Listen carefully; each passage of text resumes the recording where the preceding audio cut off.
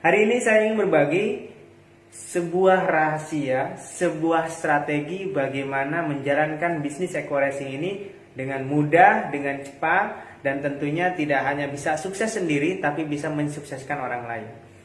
Tunggu dulu, sebelum melanjutkan nonton video, silahkan klik subscribe di sebelah kanan untuk langganan nonton video. Jadi setiap ada video yang baru, insya Allah nanti ada pemberitahuan. Dan jangan lupa klik juga tanda loncengnya.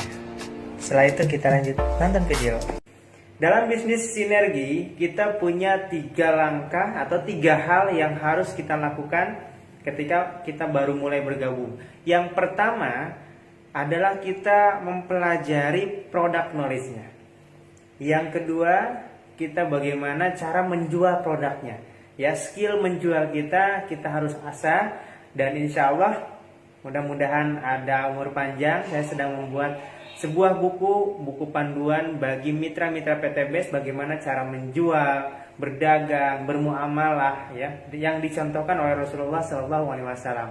Langkah ketiga yang harus kita pelajari adalah bagaimana membangun sebuah tim bisnis, bagaimana membangun sebuah tim penjualan yang bisa kita bina dari nol sampai benar-benar menjadi seorang penjual yang mahir.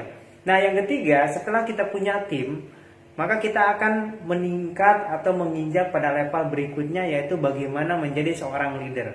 Ya, seorang leader tidak hanya dituntut untuk bisa jualan, bisa merekrut tim, tapi seorang leader dituntut bagaimana membina atau membangun, ya, manusia. Membangun manusia artinya menjadikan orang yang mungkin tadinya tidak bisa apa-apa, latar belakangnya mungkin hanya lulusan SMP, SMK atau apapun itu, tapi kita bisa membina, membangun, ya, menjadi seorang pengusaha, seorang tim yang solid gitu ya. Nah, inilah fungsi bagaimana kita belajar menjadi seorang leader. Nah, di level yang keempat adalah kita sebagai kreator.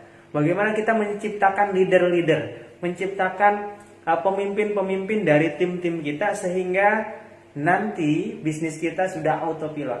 Kita sudah tidak mengurus bisnis tersebut, tapi bisnis itu terus berkembang tanpa harus merugikan orang lain.